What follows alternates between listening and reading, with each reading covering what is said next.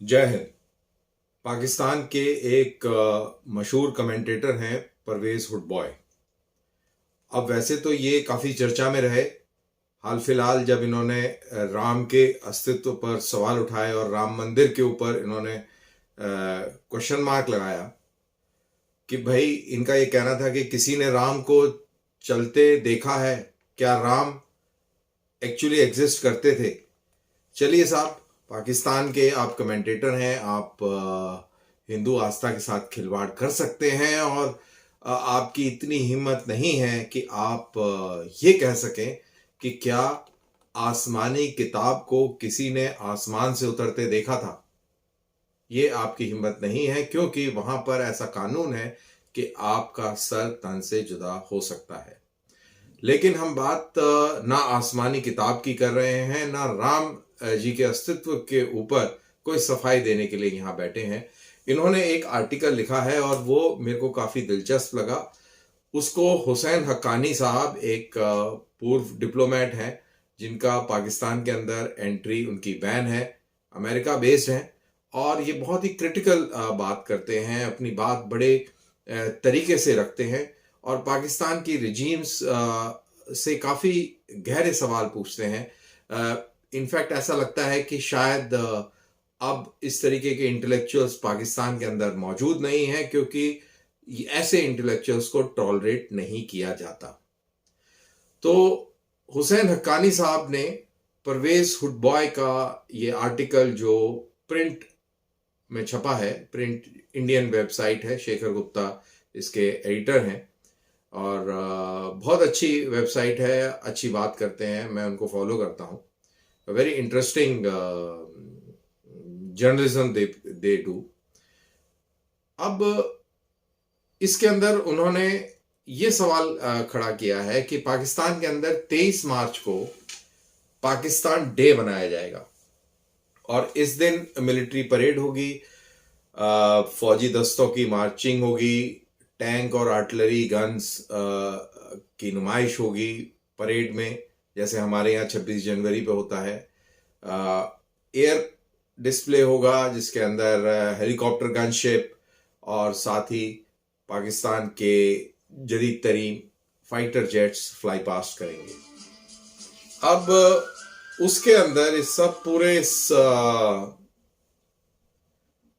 खेल के अंदर परवेज हुडबॉय कहते हैं कि आप ये बताइए कि पाकिस्तान जहां पर इतनी भारी इकोनॉमिक क्राइसिस हो, देश पॉलिटिकल इंस्टेबिलिटी के दौर से गुजर रहा हो और अफगानिस्तान ईरान का बॉर्डर हॉट हो, तो ऐसे में क्या इस तरीके की परेड्स पाकिस्तान को शोभा देती हैं, पाकिस्तान के लिए ये फायदेमंद है और इन परेड से किसको हौसला मिल रहा है, किसके अंदर जोश पैदा हो रहा है और इस तरीके की बात करते हैं। वो बिल्कुल ये बात सही कहते हैं कि ये जो परेड्स होती हैं इनका मकसद होता है एक मैसेज देना।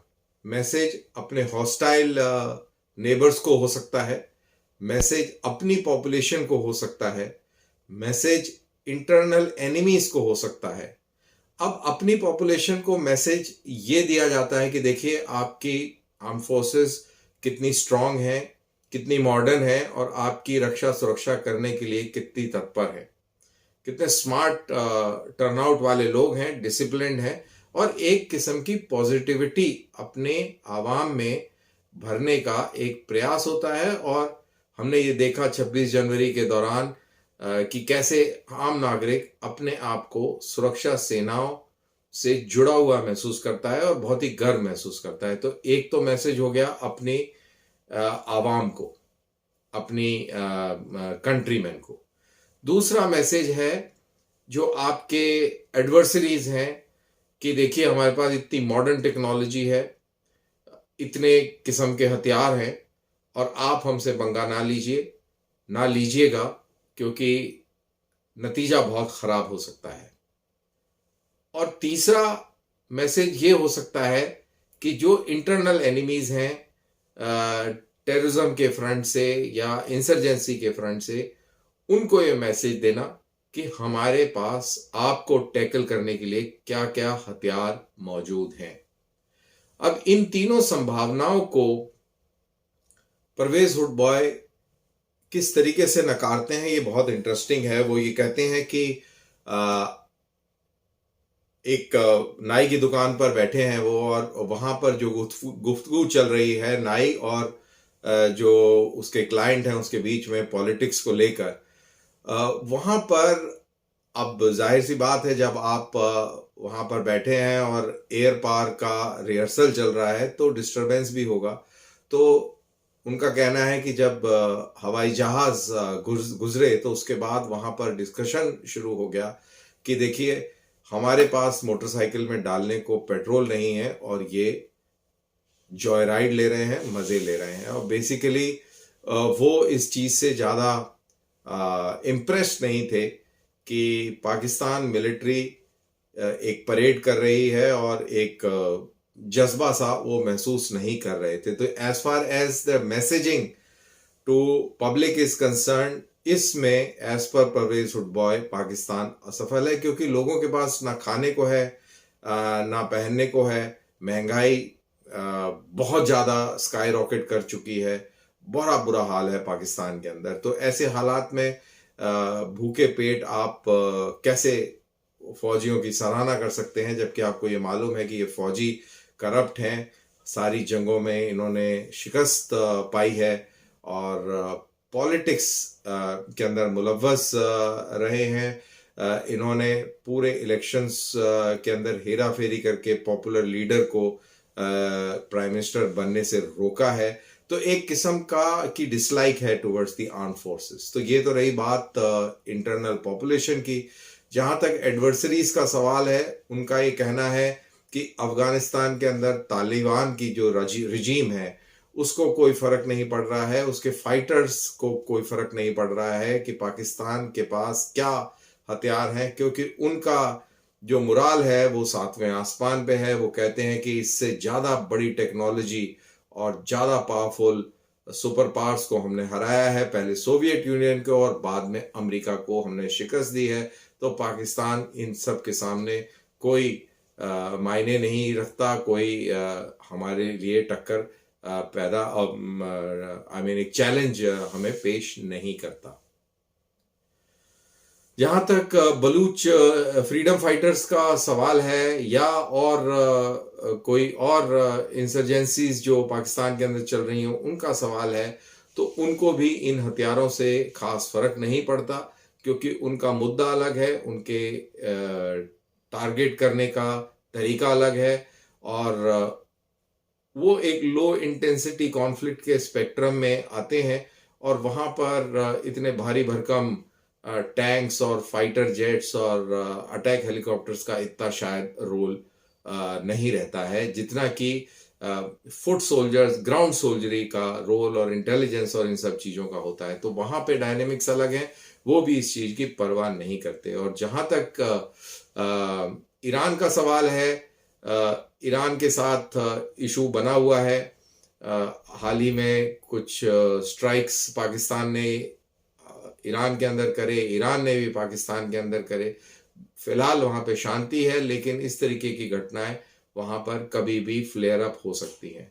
एज पर परवेज हुडबॉय, जहां तक इंडिया का सवाल है, इंडिया को भी कोई फर्क नहीं पड़ता कि आप कौन से टैंक दिखा रहे हैं और कौन से जहाज दिखा रहे हैं। इंडिया को फर्क पड़ता है तो आपने जो न्यूक्लियर बम सुरंगों के अंदर छुपा रखे हैं उनकी लोकेशन कहाँ है, उससे फर्क पड़ता है। और जहां तक इंडिया का सवाल है, उनकी पूरी इंटेलिजेंस इसी चीज पर फोकस्ड रहती है कि आपके स्ट्रेटेजिक वेपन्स कहाँ हैं और आप इन स्ट्रेटेजिक वेपन्स को कैसे आप डिप्लॉय करेंगे भारत के खिलाफ और कहाँ से लॉन्च करेंगे वगैरह वगैरह। तो इस तरफ फोकस रहता है। तो जहाँ तक इंडिया का सवाल है तो ये फोकस ये है। तो बेसिकली ये जो बात हुई कि भाई 23 मार्च को जो आपने बहुत भारी भरकम परेड करनी है, दैट इज टुमारो, उसका कोई मायने और मतलब नहीं है इस गुर्बत के दौर में, जब पाकिस्तान इतनी शदीद बदहाली से गुजर रहा है। ऐसे में ये सब का कोई मायने नहीं है।